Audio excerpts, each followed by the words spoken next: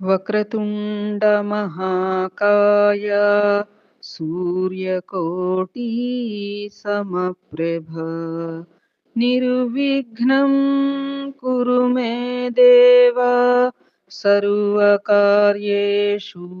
సర్వదా గురు బ్రహ్మా గురుర్విష్ణు గురుర్దేవో మహేశ్వరః గురుః సాక్షాత్ పరబ్రహ్మ తస్మై శ్రీ గురవే నమః.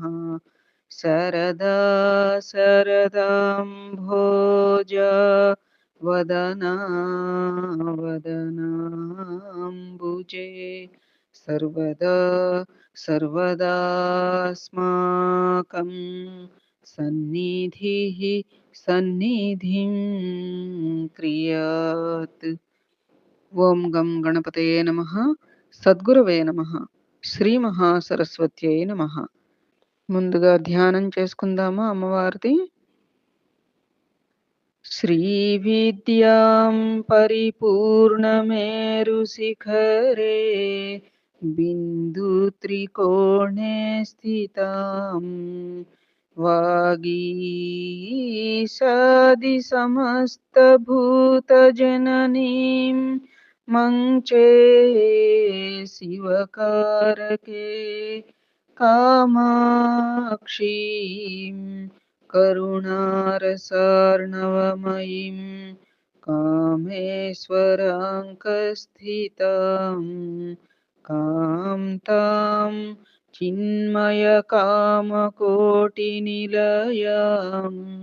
శ్రీ బ్రహ్మ విద్యాం భజే. శ్రీమాత్రే నమః.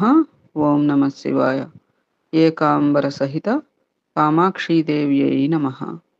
ఈ రోజున మనం మూక పంచశతి పాదార వింద శతకం 61వ శ్లోకం నుంచి 75వ శ్లోకం వరకు చెప్పుకోవడానికి ప్రయత్నం చేద్దామమ్మా. సద్గురువే నమః. శ్రీ ఏకాంబరేశ్వర సహిత కామాక్షీదేవ్యై నమః. ఓం గం గణపతయే నమః. జనోయం సంతప్తో జనని భవచండాం సుకిరణైః అలబ్ధ్వైకం సీతం కణమపి పరజ్ఞానపయసః తమో మార్గే పాంథస్తవ ఝటితి కామాక్షి శిశిరాం పదాంభోజఛాయాం పరమశివ జాయే మృగయతే. పరమశివుని భార్యవైన ఓ కామాక్షి, గొప్ప జ్ఞానం అనే నీటిలోని ఒక్క చుక్కని కూడా పొందలేక సంసారమనే సూర్యకిరణాల చేత ఈ జీవుడు బాగా తప్పించబడినాడు తల్లి. అజ్ఞానం అనే చీకటి దారిలో నడుస్తున్న బాటసారి లాంటి నేను చల్లనైన నీ పాదకమలాల నీడని వెతుకుతున్నాను. జయత్యంబ శ్రీమన్నఖకిరణచీనాం సుకమయం వితానం బిభ్రాణే సురమకుట సంఘట్టమసృణే నిజారుణ్యక్షౌమాస్తరణవతి కామాక్షి సులభా బుధై సంవిన్నారీ తవ చరణమాణిక్య భవనే. అమ్మా కామాక్షి, పాదాల గోళ్ల కాంతులనే పట్టు వస్త్రాల అంచుల చీరని ధరించిన, దేవతల కిరీటాలలోని మణుల రాపిడితో నునుపెక్కిన, ఎరుపు రంగు అనే నారవస్త్రం పరచబడిన నీ పాదాలనే మణిమయ భవనంలో జ్ఞానకాంతి ఉంది తల్లి. సర్వోత్కృష్టమైన దివ్యకాంతి పండితులకు మాత్రమే సులభంగా లభిస్తుంది. అది ఇప్పుడు అమ్మవారి పాదాల యొక్క గోళ్ల కాంతులు ఎలా ఉంటాయని చెప్పుకున్నాము. తెల్లగా పాల నురుగులాగా పాల సముద్రంలాగా భాసిస్తూ ఉంటాయి అని చెప్పుకున్నాం. అయితే అమ్మవారి యొక్క చీర కుచ్చిళ్ళు ఇప్పుడు ఆ పాదాలని ఇలా త్రాకుతూ ఉంటుంది, ఆ వేళ్ళని. త్రాకుతూ ఉన్నప్పుడుట ఎట్లా అనిపిస్తోందిట, ఆ గోళ్ళ కాంతులు అనేటువంటి పట్టు వస్త్రాల అంచుల చీరలాగా అనిపిస్తోందిట. ఆవిడ చీర అంచు గోళ్ళ కాంతులు అంటే ఆ తెల్లని పాల సముద్రంలా ఉండేటువంటి గోళ్ళ కాంతి ఈ యొక్క అమ్మవారి చీరకి అంచా ఏమిటి అన్నట్లుగా. అంతేకాకుండా దేవతల కిరీటాలలోని మణుల రాపిడితో నునుపెక్కినటువంటి దేవతలందరూ కూడా అమ్మవారికి శిరస్సు వంచి ఇలా పాదనమస్కారం చేసినప్పుడు, ఆ కిరీటాలు ఆవిడ పాదాలని తాకినప్పుడు, ఆ కిరీటాలలో ఉండేటువంటి మణుల వలన ఈ యొక్క అమ్మవారి పాదాలు చక్కగా నునుపెక్కి, ఎరుపు రంగు అనే నార వస్త్రం పరచబడినట్లుగా ఆ పాదాలెలా ఉంటున్నాయి? ఎర్రటి వర్ణంతో, పద్మాలు కూడా వెలవెలబోయేటంత ఎర్రని రంగుగా ఉంటాయి అని మనం చెప్పుకున్నాం. అట్లా ఎరుపు రంగు అనే నారవస్త్రం పరచబడిన నీ పాదాలనే మణిమయ భవనంలో జ్ఞానకాంతి ఉంది తల్లి అని చెప్పి. సర్వోత్కృష్టమైన దివ్యకాంతి పండితులకు మాత్రమే సులభంగా లభిస్తుందమ్మా. పండితులు అనగా అంటే నిజమైన సాధకులు అని మనం భావనగా తీసుకోవచ్చమ్మా. అది. వేదాంగాలు, శాస్త్ర పఠనాలు అన్నీ కూడా చదివి, చదివే పాండిత్యం ఒకవైపైతే నిజ సాధకులే నిజమైన పండితులు అనేటువంటి రీతిగా కూడా మనం అర్థం ఆధ్యాత్మిక విషయాలకి తీసుకోవాలి కాబోలు కదా. అది. ప్రతిమః కామాక్షి స్ఫురితతరుణాదిత్యకిరణ శ్రియో మూలద్రవ్యం తవ చరణమదీంద్రతనయే సురేంద్రాశామా పూరయతి యదసౌధ్వాంతమఖిలం ధునీతే దిగ్భాగానపి చ మహసా పాటలయతే. అమ్మా పర్వతరాజపుత్రి కామాక్షి, ఏది మొత్తం చీకటిని తొలగిస్తున్నదో, ఏది దిక్కులన్నిటినీ తన కాంతి ప్రసారంతో ఎరహా చేస్తున్నదో, ఏది తూర్పు దిక్కుని నింపివేస్తున్నదో, ఆ నీ పాదాన్ని ప్రకాశించిన బాలసూర్యుడి కిరణాల కాంతికి మూలద్రవ్యంగా నేను భావిస్తున్నాను. అనగా అమ్మవారి పాదాల కాంతి బాలసూర్యుడి కిరణాల కాంతి కన్నా గొప్పది అని కవి యొక్క భావన. అది. ఏది మొత్తం చీకటిని తొలగిస్తున్నదో అంటే అజ్ఞానాంధకారం అనేదే ఉండదు అన్నట్లుగా. ఏది దిక్కులన్నిటినీ తన కాంతి ప్రసారంతో ఎరహా చేస్తున్నదో, ఎందుకంటే ఆవిడ పాదాల కాంతి, ఆవిడ ఉనికి అక్కడ ఎటువంటిది అంటే ఎర్రని కాంతి. తన కాంతి ప్రసారంతో ఎరహా చేస్తున్నదో, ఏది తూర్పు దిక్కుని నింపివేస్తున్నదో. నిన్న ఎప్పుడు మొన్న అనుకుంటా మనం చెప్పుకున్నాం ఏమనంటే, పాదాలు అనేటువంటి సూర్యుడు నా మనస్సు అనే తూర్పు దిక్కున ఉదయించుగాక అని చెప్పుకున్నాం ఎక్కడో ఒక శ్లోకంలో. అట్లాగే బాలసూర్యుడి కిరణాల కాంతికి మూలద్రవ్యంగా ఆ యొక్క సూర్యకిరణాలకి మూలద్రవ్యం, మూలాధారమే నీ యొక్క పాదాల కాంతి అమ్మా అన్నట్లుగా. అలా అంటే బాలసూర్యుడి కిరణాల కాంతి కన్నా గొప్పదమ్మా నీ పాదాల కాంతి అని కవిగారి యొక్క మూకశంకరుల వారి యొక్క భావన. ఏమ్మా?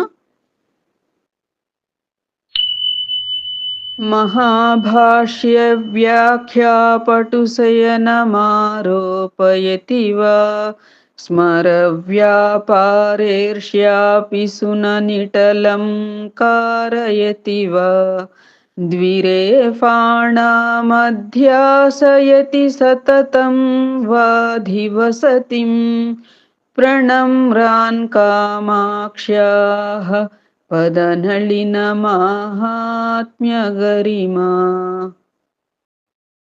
అమ్మా కామాక్షి, నీ పాదకమలాలు ఎంతో గొప్ప మహిమ కలిగినవి. అవి వాటికి నమస్కరించే వారిని మహాభాష్య వ్యాఖ్యానాన్ని చేయడంలో నిష్ణాతుడైన వాడిగా కాని మన్మథుని చేష్టల మీద ఈర్ష్య ప్రదర్శించే ఫలభాగం కలవాడు అనగా కామాన్ని తిరస్కరించే సన్యాసిగా గాని తుమ్మెదలకి నివాసమైన కమలాన్ని సహస్రార కమలానికి చేరే యోగాన్ని అధిష్ఠింపచేయడం గాని చేస్తాయి తల్లి. అది అమ్మవారి యొక్క పాదాలని ఆశ్రయించి ఆ పాదాలకి నమస్కరించేవారినిట ఎలా చేస్తుందిట, ఆవిడ యొక్క పాదాల మహత్తు ఏ రకంగా చేస్తుందిట భక్తులని అనంటే, మహాభాష్య వ్యాఖ్యానాన్ని చేయడంలో నిష్ణాతుడైన వాడిగా అన్నిటి యొక్క సారాన్ని సమగ్రంగా చక్కగా వర్ణింపనలవి కలిగేటట్లుగా అంతటి యొక్క జ్ఞానాన్ని, మహాభాష్య వ్యాఖ్యానాన్ని అంటే అంతటి జ్ఞానాన్నైనా ప్రసాదించి వారిని నిష్ణాతులుగా చేయడం గాని, మన్మథుడి చేష్టల మీద ఈర్ష్య ప్రదర్శించే ఫాలభాగం కలవాడుగా గాని, అంటే కామాన్ని తిరస్కరించే సన్యాసిగా గాని, అంటే మన యొక్క అరిషడ్వర్గాలు వాటిల్ని తిరస్కరించి ఒక సమతౌల్య స్థితి పొందగలిగేటువంటి సన్యాసిగా గాని, తుమ్మెదలకి నివాసమైన కమలాన్ని, ఇప్పుడు ఏవైనా అరిషడ్వర్గాలు ఏవైనా కూడా సమపరిధిగా తప్పనిసరిగా ఒక పరిధిలో ఉండాలి. ఇప్పుడు అహంకారం, కామము, క్రోధము వీటిల నుంచే జగత్తు ఉద్భవించిందని, సృష్టి జరిగిందని ఇట్లా మనం దేవీ భాగవతంలో కూడా అనేక అంశాల రీత్యా చెప్పుకుంటున్నాం కదమ్మా. అట్లా అయితే భగవంతుడికైతే వాట్లకి ఒక కారణం ఉంటుంది.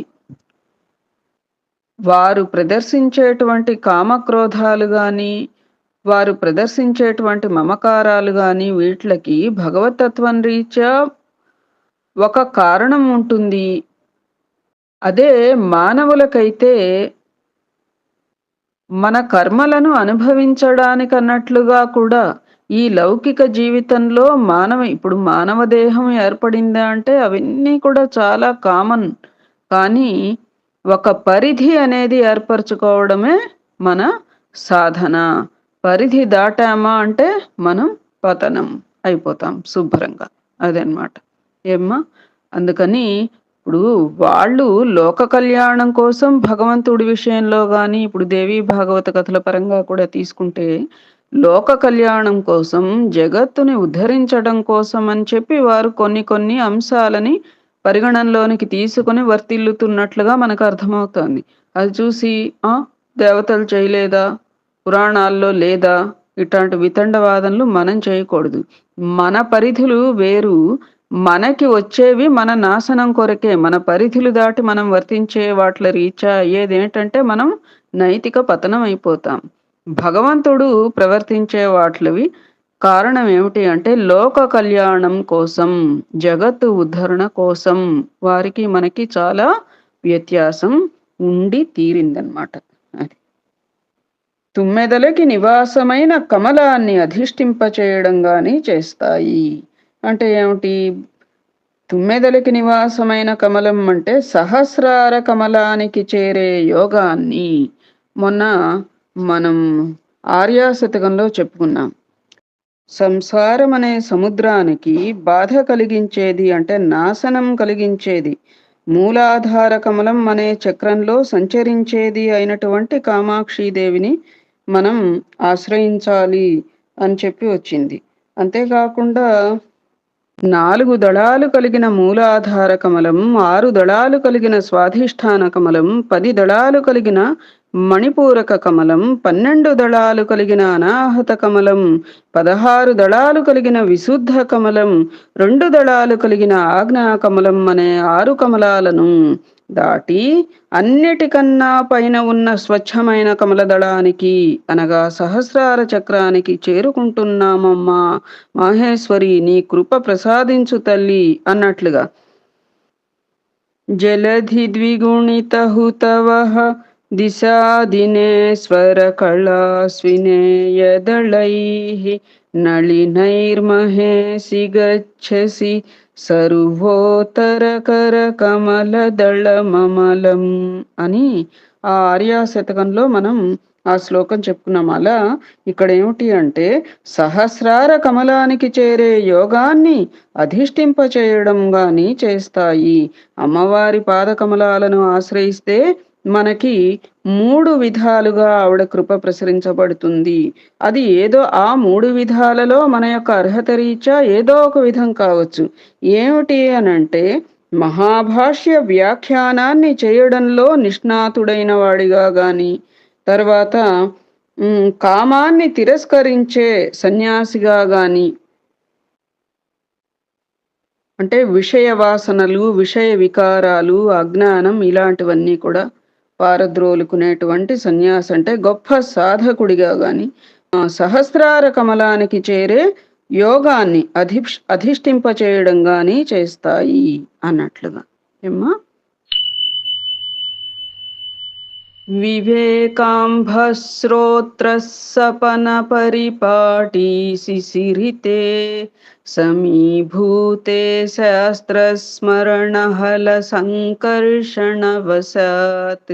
సతాం చేతః క్షేత్రే వపతి తవ కామాక్షి చరణః మహాసంవిత్సస్య ప్రకరవర బీజం గిరిసుతే. అమ్మా కామాక్షి, పార్వతి, నీ దివ్యపాదం వివేకవంతులైన పండితుల చేత స్నానం చేయబడి ఆ నీటితో చక్కగా చల్లబడినది. శాస్త్రాలని తలుచుకోవడం అనే నాగలితో దున్నడం వలన సమభావం పొందినది అయిన సత్పురుషుల మనస్సు అనే పొలంలో గొప్ప జ్ఞానం అనే పంట పండటానికి మంచి శ్రేష్టమైన విత్తనాన్ని నాటుతోంది తల్లి.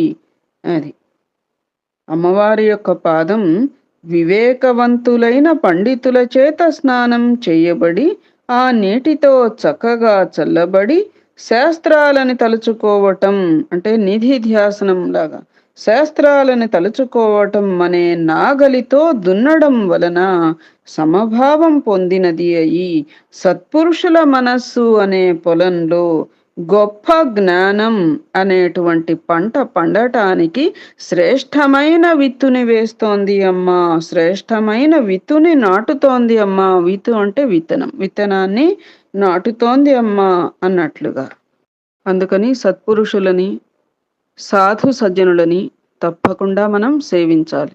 వాళ్ళకి నమస్కారం చేస్తే, వాళ్ళకి శుశ్రూష చేస్తే మనకేమొచ్చింది అని అనుకోవటం కాదు. నిజమైన సాధు సజ్జనులు సత్పురుషుల యొక్క పాదసేవనం, దర్శన భాగ్యం, కరస్పర్శ వీటిల వలన మనలో అజ్ఞానం నశించిపోవడమే కాక వారి ద్వారా వారి మనస్సులలో అక్కడ అమ్మవారి యొక్క జ్ఞాన బీజం ఉంది కాబట్టి తద్వారా ఆ కాంతి, ఆ యొక్క శక్తి మన మీద కూడా ప్రసరింపబడి మనం కూడా ఉద్ధరించడానికి అవి ఉపకరిస్తాయన్నమాట. అలాంటివన్నీ కూడా. అది దధానో మందారస్తబక పరిపాటీం నఖరుచ వహం దీప్తాం సోణాంగులిపటల చాంపేయ కలికాం అశోకోల్లాసం నః ప్రచురయతు కామాక్షి చరణః వికాసీ వాసంతః సమయ ఇవతే శర్వదయితే. ఓ శివుని ప్రియురాల కామాక్షీదేవి, నీ గోళ్ల కాంతి మందార పూలగుత్తిని ధరిస్తూ ప్రకాశిస్తోంది. నీ వేళ్ల కాంతి సంపెంగ మొగ్గల్ని ధరించినది. నీ దివ్య పాదాలు వసంతకాలంలాగా ఉన్నాయి. అలా వసంత శోభలు కలిగిన నీ చరణాలు మాకు ఆనందోల్లాసాన్ని అధికంగా కలిగించుగాక. శ్రీమాత్రే నమః. ఖాం సుప్రాచుర్య ప్రసృమరమరాళభిధవళః స్ఫురన్మంజీరోద్యన్మరకతమహైసైవలయుతः భవత్యాః కామాక్షి స్ఫుటచరణపాటల్యకపటో నదస్సోణాభిఖ్యో నగపతితనూజే విజయతే. నగపతి పుత్రికవైన కామాక్షి, నీ గోళ్లకాంతి ప్రసారం హంసలాగా తెల్లగా ప్రకాశిస్తూ నీ కాలి అందెల నుంచి ఉదయించే మరకతమణి అనగా పచ్చ, మరకతం అంటే ఎమరాల్డ్ గ్రీన్ అంటారు చూడు నవరత్నాలలో అది. ఆ నీ కాలి అందెల నుంచి ఉదయించే మరకతమణి కాంతి అనే నాచుతో కూడి నీ పాదాల ఎరుపు అనే సోనా నది వర్ధిల్లుతోంది అమ్మా. అంటే ఆవిడ పాదాల అందెలకి మరకతాలు అవి ఉన్నాయి కదా, ఆ కాంతి ఇట్లా పాదాలకి ప్రసరించబడి అది నాచులాగా అంటే నా గ్రీనిష్ గా అన్నమాట. గ్రీనిష్ గా కూడా ఆ పాదాల అడుగునట్లా అది ఆ కాంతి వలన అలా అనిపిస్తూ ఎరుపు వర్ధిల్లుతోంది అమ్మా అన్నట్లుగా.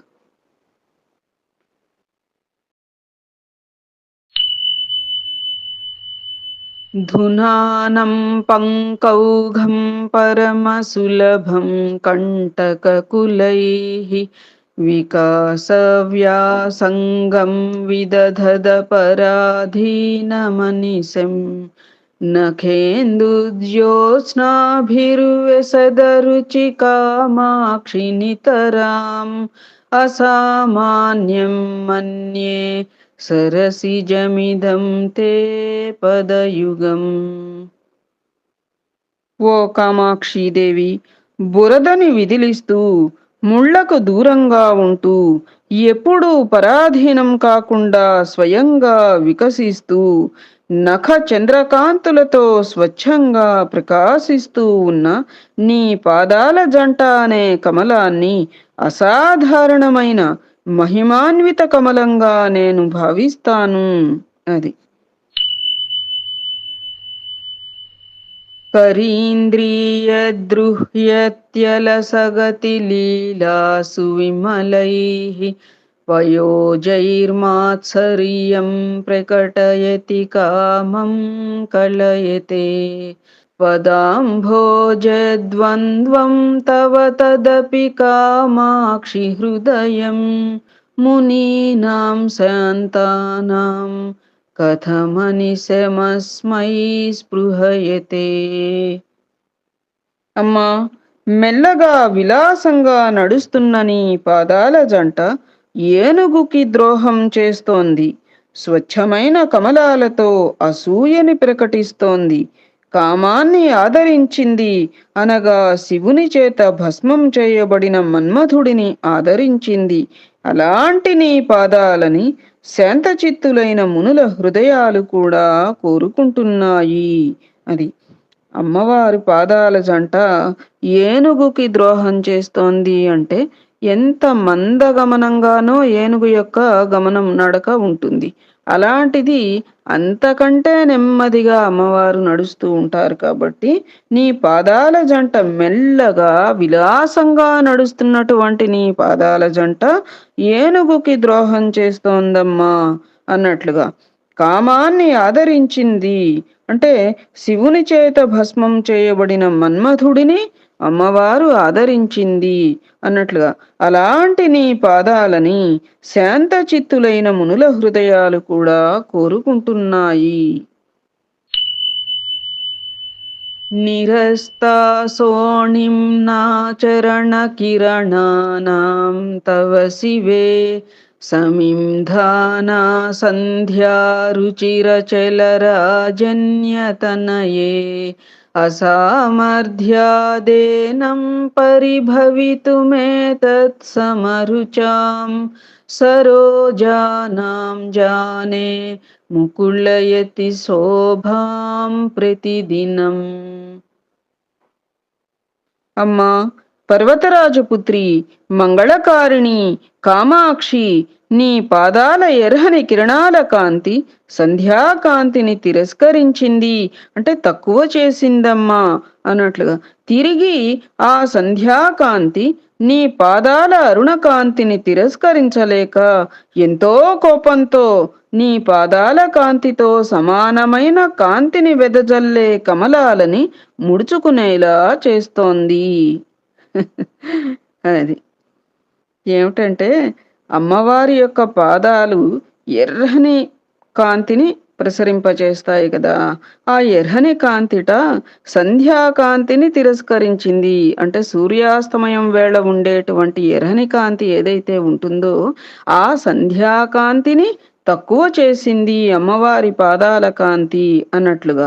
ఆ సంధ్యాకాంతేమో ఇహ ఈ అమ్మవారి పాదాల యొక్క అరుణ కాంతిని, ఆ కాంతి తగ్గించలేక, అంటే తనకు మించిన కాంతి ఉంది గదా అమ్మవారి పాదాలకి, మరి తగ్గించలేక ఏం చేసిందిట, ఎంతో కోపంతో నీ పాదాల కాంతితో సమానమైన కాంతిని వెదజల్లే కమలాలను ముడుచుకునేలా చేసిందిట. ఈ పాదాలని ఏమీ చేయలేక, ఈ పాదకాంతిని ఏమీ చేయలేక వెళ్ళి కమలాలను ముడుచుకునేలా చేసింది అనంటే, మనం మొన్న చెప్పుకున్నాం. పద్మాకరం దినకరో వికచం కరోతి చంద్రో వికాసేతి కైరవ చక్రవాలం అని చెప్పి. అందుకని వారి పద్మాలు సాయంత్రం అయ్యేటప్పుడు ముడుచుకుంటాయి, కలువలు వికసిస్తాయి చంద్రోదయంతో. తెల్లవారి గాని మరి పద్మాలు సూర్యుడు ఉదయించినప్పుడు గాని అవి వికసించవు. కాబట్టి ఏం చేసిందిట, ఈ సంధ్యాకాంతి తనకు అమ్మవారి యొక్క పాదకాంతిని ఇహ తగ్గించలేక వెళ్ళి కమలాలను ముడుచుకునేలా చేస్తోంది అన్నట్లుగా సంస్కృత వర్ణనలు మహా అద్భుతంగా ఉంటాయి కదా. ఉపాదిక్షద్దాక్ష్యం తవ చరణ నామా గురురసౌ మరాళానాం సంకేమసృణగతిలాలిత్య శరణౌ అతస్తే నిస్తంద్రం నియతమమునా సఖ్య పదవీం ప్రపన్నం పాథోజం ప్రతి దధతి కామాక్షి కుతుకం. ఓ కామాక్షీదేవి, నీ పాదాలు ఒక గురువులాగా విలాసంగా వయ్యారంగా నెమ్మదిగా నడిచే నడకని హంసలకు చక్కగా ఉపదేశించాయని నేను భావిస్తాను. అందుచేత అవి ఎలాంటి సోమరితనం లేకుండా నియమంగా నీ పాదాలతో స్నేహాన్ని పొందిన కమలాలతో సఖ్యంగా ఉంటున్నాయి, వాటిని కలుసుకోవాలని కుతూహలపడుతున్నాయి. అది మొన్న హంసలు కమలాల దగ్గర ఉంటాయి, పరమహంసలు కమలాల మించిన కాంతిని కలిగినటువంటి అమ్మవారి యొక్క పాద కమలాల చుట్టూ ఉంటాయి అని చెప్పుకున్నాం కదా. అట్లా ఏమిటి అంటే, పాదాలు విలాసంగా వయ్యారంగా గురువులాగా నెమ్మదిగా నడిచే నడకని హంసలకు చక్కగా ఉపదేశించాయమ్మా అన్నట్లుగా. అది పరోక్షంగా ఏమిటి అంటే పరమహంసలు. పరమహంసలని మనం అందరం కూడా అనుసరించాలి. అది జ్ఞానవంతులని పరమ గురువులని మనం అనుసరించాలి కదా. అట్లా అందుచేత అవి హంసలు మళ్ళీ ఏమిటి, ఎలాంటి సోమరితనం లేకుండా నియమంగా నీ పాదాలతో స్నేహాన్ని పొందిన కమలాలతో సఖ్యంగా ఉంటున్నాయి. ఇక్కడ హంసలు ఏమిటి అంటే కమలాలతో సఖ్యంగా ఉంటాయి హంసలని చెప్పుకోవాలా అట్లా. అంతేకాకుండా ఆ కమలాలని కలుసుకోవాలి అని కుతూహలపడుతున్నాయి అమ్మా అని చెప్పి. దధానై సంసర్గం ప్రకృతిమలినైః షట్పదకులైః ద్విజాధీశశ్లాఘా విధిషు విదధతి భిర్ముకులతాం రజో మిశ్రైః పద్మైర్నియతమపి కామాక్షి పదయోః విరోధస్తే యుక్తా విషమశరవైరీ ప్రియతమే. విషమశిర శత్రువైన శంకరుని ప్రియురాల అంటే మన్మథుడి శత్రువైన శంకరుని ప్రియురాల కామాక్షీదేవి స్వభావ సిద్ధంగా మాలిన్యం కలిగిన తుమ్మెదల గుంపుతో సంబంధాన్ని పెట్టుకుని, అంటే ఆవిడ నల్లహా ఉంటారు కదా, స్వభావ సిద్ధంగా అంటే నల్లగా ఉండటం వలన మాలిన్యం కలిగిన తుమ్మెదల గుంపుతో సంబంధాన్ని పెట్టుకుని బ్రాహ్మణ ప్రభువుని మెచ్చుకోవటంతో, అంటే చకోర పక్షులకి ప్రభువైన చంద్రుడిని మెచ్చుకోవటంతో నియతంగా ముడుచుకుపోయి రజస్సుతో కూడిన కమలాలతో నీ పాదాలు విరోధం పెట్టుకోవడం తగిన పనే అమ్మా. అది. రజస్సుతో కూడిన కమలాలతో అంటే రజోగుణం కలిగినటువంటి కమలాలతో నీ పాదాలు విరోధం పెట్టుకోవటం తగిన పనే. వర్ణన ఆ మధ్యన వచ్చింది కదా. రజోగుణానికి ప్రతీక ఏమిటి? ఎరుపు. అమ్మవారి పాదాలు రజోగుణ ప్రతీక అయినటువంటి ఎర్రని రంగులో ఉన్నప్పటికీ రజోగుణం లేని వారి చేతనే అవి ఆశ్రయించబడతాయి. అది అన్నట్లుగా నీ పాదాలు ఆ యొక్క రజోగుణంతో కూడిన కమలాలతో విరోధం పెట్టుకోవడం తగిన పనే అమ్మా అని చెప్పి. కవిత్వ శ్రీమిశ్రీకరణ నిపుణౌ రక్షణ చణౌ విపన్నానాం శ్రీమన్నలినమసృణౌ సోణకిరణౌ మునీంద్రాణామంతఃకరణ శరణౌ మందశరణౌ మనోజ్ఞౌ కామాక్ష్య దురితహరణౌ నౌమి చరణౌ. కవిత్వాన్ని శ్రీని అనగా లక్ష్మీ సరస్వతుల్ని కలపటంలో సమర్థమైనవి, ఆపదలలో ఉన్న వారిని రక్షించేవి, వికసిస్తున్న కమలాల నునుపుదనంతో కూడిన ఎర్రని కిరణాలు కలిగినవి, మునీశ్వరుల హృదయాలలో నివసించేవి, మందగమనం కలిగినవి అయిన కామాక్షీదేవి పాదాలకి నమస్కరిస్తున్నాను. శ్రీమాత్రే నమః. పరస్మాత్ సర్వస్మాదపి చ పరయోర్ముక్తికరయోః నఖశ్రీభిర్జ్యోత్స్నాకలితతులయోస్తామ్రతలయోః నిలీయే కామాక్ష్యా నిగమనుతయోర్నాకినతయోః నిరస్తప్రోన్మీలన్నళినమదయోరేవ పదయోః. పరమైన అన్నిటికన్నా పరమైనవి కామాక్షీదేవి పాదాలు. అవి సంసార దుఃఖం నుంచి విముక్తి కలిగిస్తాయి. ఆమె గోళ్ల కాంతులు వెన్నెలతో తొలుతూగేవి. ఆ పాదాలు ఎర్రని తలాలు గలవి, వేదాల చేత స్తుతించబడేవి, దేవతల చేత నమస్కరించబడేవి, వికసిస్తున్న కమలాల మదాన్ని అనగా గర్వాన్ని పోగొట్టేవి. అంటే అంతకు మించిన అందంగా ఎర్రగా ఉంటాయి కాబట్టి అమ్మవారి పాదాలు ఆ వికసిస్తున్నటువంటి కమలాల మదాన్ని పోగొట్టేవి. అలాంటి దేవి పాదాలలోనే నేను తలదాచుకుంటాను అమ్మా. శ్రీమాత్రే నమః. స్వభావాదన్యోన్యం కిసలయమపీదం తవ పదం మృదిం నా సోణిం నా భగవతి దధాతే సదృశతాం వనే పూర్వస్యేచ్ఛా సతతమవనే కిం తు జగతాం పరస్యేత్థం భేదః స్ఫురతి హృది కామాక్షి సుధియాం. షడ్గుణ సంపన్నురాలైన ఓ కామాక్షి, నీ పాదాలు సహజంగానే మృదుత్వంతో ఎరుపుదనంతో ఉన్న చివురుటాకుతో పరస్పరం పోలిక కలిగి ఉన్నాయి. చివురుటాకు వనంలో ఉండాలనే కోరికతో ఉంటే అమ్మవారి పాదాలు వనం బయట అనగా అడవి బయట ఉండాలనే కోరికతో ఉన్నాయి. ఎందుకంటే ఆ పాదాలకి జగత్తుని రక్షించడమే ప్రధానమైన కోరిక. అందుకే అవి వనం బయటే ఉండాలని కోరుకున్నాయి. ఇలా చివురుటాకుకి అమ్మవారి పాదాలకి విభిన్నమైన కోరికలున్నాయని పండితుల హృదయంలో స్ఫురిస్తోంది అని. అజ్ఞానం అనేటువంటి అడవిలోంచి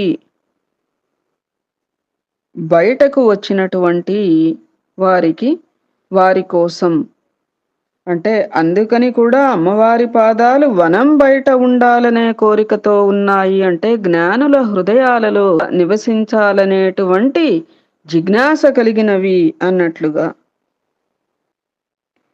తర్వాత చివురుటాకులు వనంలోనే ఉంటే వనంలో ఉండాలనే కోరికతో ఉంటే అంటే చివురుటాకుతో అమ్మవారి పాదాలని పోల్చటం జరిగింది కాబట్టి చివురుటాకులు వనంలో ఉంటే అమ్మవారి పాదాలు వనం బయట ఉండాలనే జిజ్ఞాసతో ఉంటాయి. అంటే ఆ యొక్క అజ్ఞానమనే వనం, అజ్ఞానమనే అడవి అటువంటి వాటి నుంచి ఎవరైతే జ్ఞానాన్ని ఉదయింపచేసుకున్నటువంటి హృదయాలు ఏవైతే ఉంటాయో ఆ హృదయాలలో నివసిస్తుంది అన్నట్లుగా. కాబట్టి అజ్ఞానం అనేటువంటి అడవిలో అమ్మవారు నివసించదు అన్నట్లుగా. అది. ఏమ్మా తదుపరి రేపు కొనసాగించుకుందామా? ఇంకా మనం మహాస్వామివారి మహిమ చక్కగా చెప్పుకుందాము. స్వామివారి మహిమ గురించి తెలుసుకుందామమ్మా. అది సాయం సంధ్యా సమయం. శ్రీమఠంలో మహాస్వామివారి దర్శనం కోసం చాలామంది భక్తులు వేచి ఉన్నారు. మహాస్వామివారు తమ గదిలో నుండి బయటకు వచ్చి మామూలుగా వారు కూర్చునే స్థలంలో గోడకు చేరి కూర్చున్నారు. ఒక్కొక్కరుగా భక్తులు వస్తూ మహాస్వామి వారికి సాష్టాంగం చేసి వారిని ప్రార్థించి తమ కష్టాలను తీర్చవలసిందిగా కోరుకున్నారు. మహాస్వామి వారు వారికి తగిన సూచనలను ఇచ్చి ఆశీర్వదించి ప్రసాదం ఇచ్చి పంపుతున్నారు.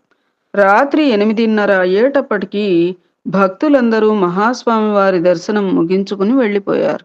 వారు గదిలోకి వెళ్ళడానికి లేస్తూ ఉండగా తొందరపడుతూ దంపతులు వచ్చారు. వారి వెంట ఒక అమ్మాయి కూడా వచ్చింది. వారు మహాస్వామి వారికి సాష్టాంగం చేసి వారితో పాటుగా తెచ్చిన 4 పెద్ద సంచులలో నుండి పదార్థాలను తీసి అక్కడ ఉన్న పెద్ద పళ్ళెంలో పెట్టి మహాస్వామి వారికి సమర్పించారు. మహాస్వామివారు ఆ పళ్ళాలలో ఉన్న కలకండ, జీడిపప్పు, పిస్తా, బాదం, ఎండు ద్రాక్ష, ఖర్జూరం మొదలైన వాటిని కొద్దిసేపు చూచారు. తరువాత వాటిని తెచ్చిన వారిని చూచి చాలా సంతోషంతో, అరేరే, మన విశ్వనాథన్, అమెరికా నుండి ఎప్పుడొచ్చావు? నీ భార్య కూడా వచ్చిందా? భేష్ భేష్, చాలా సంతోషం. అందరూ బాగున్నారా? ఏమిటి, ఎందుకు ఇవన్నీ తీసుకువచ్చావు? పెళ్లి గురించి ఏమైనా శుభవార్తతో వచ్చావా? నీ ప్రక్కన నిలుచున్నది నీ కూతురు కదూ. ఓహో, పెళ్లి సంబంధం కుదుర్చుకుని వచ్చావా? విశ్వనాథ, మరి ఈ పళ్ళాలలో వివాహ పత్రిక లేదే అని మహాస్వామి వారు అడిగారు. అంతే. ఆ ముగ్గురు మహాస్వామి పాదాలపై పడి గట్టిగా రోదిస్తూ గట్టు తెగిన నదిలాగా ఏడ్వటం మొదలుపెట్టారు. మహాస్వామి వారికి అర్థం కాలేదు. కొంచెం ఆలోచించి ఆప్యాయతతో, ఏమిటి విశ్వనాథ, నేనేమైనా తప్పు మాట్లాడానా? ఎందుకు చిన్నపిల్లల్లాగా ఏడుస్తున్నారు? వెంటనే విశ్వనాథన్ గట్టిగా లెంపలేసుకుని ఆతృతగా, శివశివ శివశివ, అపచారం అపచారం, అలాంటిదేహీ లేదు పెరియవా. మీరు పెళ్లి నిశ్చయమైందా? పెళ్లి పత్రిక ఏది అని అడగగానే మేం మా బాధని ఆపుకోలేకపోయాం పెరియవా. ఈమెకి ఇప్పుడు 25 సంవత్సరాలు. మేము తనకి పెళ్లి చేయాలని 17వ సంవత్సరం నుండి సంవత్సరానికి 2 నెలలు ఇక్కడ ఉండి అబ్బాయిని వెతుకుతున్నాం. కానీ ఇంతవరకు ఒక్క సంబంధం కూడా కుదరలేదు. ఏదో కారణం చేత తప్పిపోతున్నాయి. చదువు, అందం, ఐశ్వర్యం అన్నీ ఉన్న అదృష్టమైతే లేదు అని మళ్ళా ఏడవటం మొదలుపెట్టాడు. అప్పుడు రాత్రి 9:30 అయింది. మహాస్వామి వారికి పరిస్థితి అర్థమైంది. అతన్ని స్థిమితపరచడానికి, సరే బాధపడకు, రండి, వచ్చి మీ ముగ్గురు ఇక్కడ కూర్చోండి అని వారి ముందున్న స్థలం చూపించారు. ముగ్గురు అక్కడ కూర్చున్నారు. మహాస్వామి వారు మాట్లాడుతూ, విశ్వనాథ, నాకు తెలుసు, నువ్వు ఎన్నో దేవాలయాలకి, చెరువులకి, ఎందరో పేదలకి దాన ధర్మాలు చేశావు. నీకు ఇంతటి మానసిక వేదన. సరే, నీవు అమెరికా వెళ్ళి స్థిరపడి ఎన్ని సంవత్సరాలయింది? 20 ఏళ్లయింది పెరియవా. మహాస్వామి వారు అమ్మాయిని చూపిస్తూ చిరునవ్వుతో, ఈమె నీ ఒక్కగానొక్క కూతురు గదా, పేరేమిటి అని అడిగారు. విశ్వనాథన్ తన నోటికి చేతిని అడ్డంగా పెట్టుకొని, తన పేరు అపర్ణ. అవును పెరియవా, ఈమె ఒక్కతే నాకు అని అన్నాడు. ఈమె జాతకాన్ని ఎవరైనా జ్యోతిష్కులకు చూపించావా? చాలా మందికి చూపించాము స్వామి. ప్రతి ఒక్కరూ ఏదో దోషం ఉందని చెప్తూ కొన్ని నివారణలు చెప్పారు. వారు చెప్పినవన్నీ చేశాం. మహాస్వామి వారిని ఏమేం చేశారు అని అడిగారు. పితృదోష పరిహారార్థం రామేశ్వరంలో తిలహోమం, కంజనూరులో శుక్రప్రీతి, తిరునాగేశ్వరంలో రాహుప్రీతి, ఆలంగుడిలో గురుప్రీతి, కుర్తాళం దగ్గరలోని తిరుమనంజరిలో ప్రత్యేక పూజ, తిరునల్లార్లో నళతీర్థంలో స్నానం మరియు శని ప్రీతి, ఇలా ఎన్నో చేశాం పెరియవా. అతను ముగించేలోగా మహాస్వామి వారు అడ్డుపడుతూ, అయినా ఫలప్రాప్తి కలగలేదు అంటావు అని వెంటనే విశ్వనాథన్ భార్యతో, అమ్మాయి పెళ్లికి కావలసిన నగలన్నీ చేయించారా అని అడిగారు. అన్నీ సిద్ధం చేశాం పెరియవా అని ఆమె బదిలిచ్చింది. భేష్ భేష్. ఎన్ని సవర్ల బంగారం పెడుతున్నారు అమ్మాయికి అని అడిగారు. 30 సవర్లతో ఆభరణములు చేయించాం. దానితో పాటు 2 సెట్లు 20 సవర్లతో చేయించాం అన్నాడు విశ్వనాథన్. ఆ 20 సవర్ల 2 సెట్లు ఎవరికోసం పెరియవా? అపర్ణ పెళ్లి కుదిరితే తన పెళ్లితో పాటు మరో 2 పేద అమ్మాయిలకు కూడా మొత్తం ఖర్చు మేమే భరించి పెళ్లి చేద్దామని అనుకున్నాం. అందుకే వేరే ఆభరణాలు కూడా చేయించాం. కానీ అపర్ణ పెళ్ళే కుదరటం లేదు పెరియవా అని విశ్వనాథన్ భోరున విలపించినాడు. అప్పుడు సమయం 10:30 కావస్తోంది. మహాస్వామి వారు కొంచెం తీవ్రంగా ఆలోచించి విశ్వనాథన్తో, ఎన్ని రోజులలో మీరు అమెరికా తిరిగి వెళ్ళాలి అని అడిగారు. 20 రోజుల తర్వాత పెరియవా. భేష్ భేష్. మహాస్వామి సంతోషించి, మీరు భోజనం ముగించారా అని అడిగారు. ఇంకా లేదు అని విశ్వనాథన్ అన్నాడు. మహాస్వామి వారు వంటవాడికి కబురు పంపి, వాడు రాగానే ఏముంది అని అడిగారు. అన్నం, ఉప్మా, గుమ్మడికాయ సాంబార్ ఉంది అని అన్నాడు.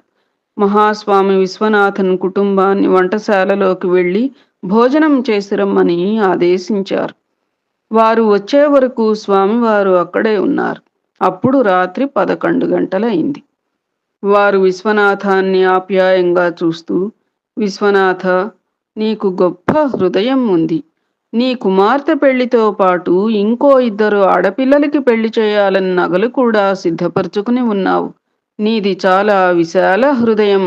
కామాక్షి నిన్ను తప్పక రక్షిస్తుంది అని అతనిని అనునయించారు. తర్వాత అతనితో, ఒక పని చెయ్యి. రేపు ఉదయం కుటుంబ సమేతంగా తిరువణైకోయిల్ వెళ్ళు. అక్కడ అఖిలాండేశ్వరి అమ్మవారికి, జంబుకేశ్వరునికి అభిషేకం చేయించు. అక్కడ అఖిలాండేశ్వరి అమ్మవారి చెవులకి సువర్ణ శ్రీచక్ర తాటంకాలు అలంకరించబడి ఉంటాయి.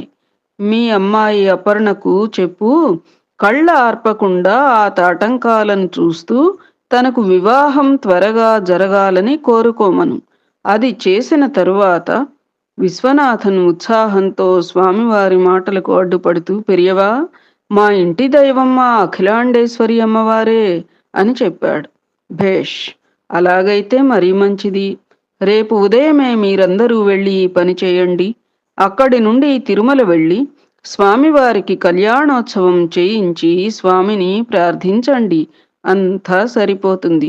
మీరు తెచ్చిన ఈ పదార్థాలన్నీ ఆ అఖిలాండేశ్వరి అమ్మవారికి సమర్పించండి అని మహాస్వామి లేచి నిలబడినారు. వారందరూ స్వామివారికి సాష్టాంగం చేశారు. విశ్వనాథన్ స్వామివారి వైపు చూసి సంకోచిస్తూ, పెరియవా, నా కుమార్తెకి 17 సంవత్సరాల వయసప్పటి నుండి నేను ఎప్పుడు ఇక్కడకు వచ్చినా తిరుమల శ్రీనివాసునికి కళ్యాణం చేయిస్తున్నా. ఇప్పటిదాకా 8 సార్లు చేయించా అని అన్నాడు. సరే విశ్వనాథ, పోయేదేముంది? ఈ సన్యాసి కోసం 9వ సారి చేయించు అని మహాస్వామి నవ్వుతూ తమ గది లోపలికి వెళ్ళిపోయారు. 2 రోజుల తరువాత విశ్వనాథన్ కుటుంబం మహాస్వామివారు చెప్పినట్లు తిరువణైకోయిల్లో అభిషేకం, తాటంక దర్శనం కావించుకుని తిరుమలకు వెళ్ళారు.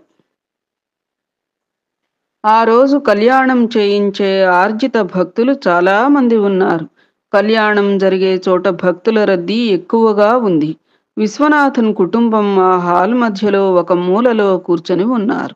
అక్కడ ఉన్న వైఖానసార్చకులు స్వామివారి కళ్యాణాన్ని వేదోక్త మంత్రాలతో అంగరంగ వైభవంగా జరిపిస్తున్నారు. వారి మంత్రోచ్చరణ తారాస్థాయికి చేరి ప్రాంగణమంతా ధ్వనిస్తోంది. విశ్వనాథన్ భారమైన హృదయంతో, తండ్రి శ్రీనివాస, ఇది నీకు న్యాయమా? ఇది నీకు ధర్మమా? నీవు నీ కళ్యాణాన్ని ప్రతిరోజు ఇంత వైభవంగా జరిపించుకుంటావు.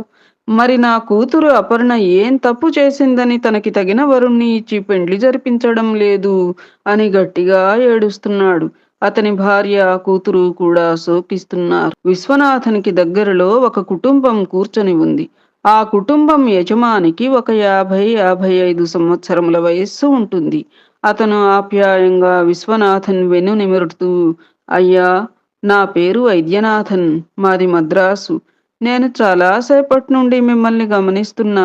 ఇంత వైభవంగా శ్రీనివాసుని కళ్యాణం జరుగుతూ ఉంటే ఆనందంగా వీక్షించకుండా ఎందుకు మీరేడుస్తున్నారు అని అనునయించారు. విశ్వనాథన్ ఆయన మాటలకు కొంచెం నెమ్మదించి తన బాధనంతా ఆయనతో పంచుకొని కాస్త కుదుటపడినాడు. వైద్యనాథన్ వెనుకకు తిరిగి అపర్ణను చూచాడు.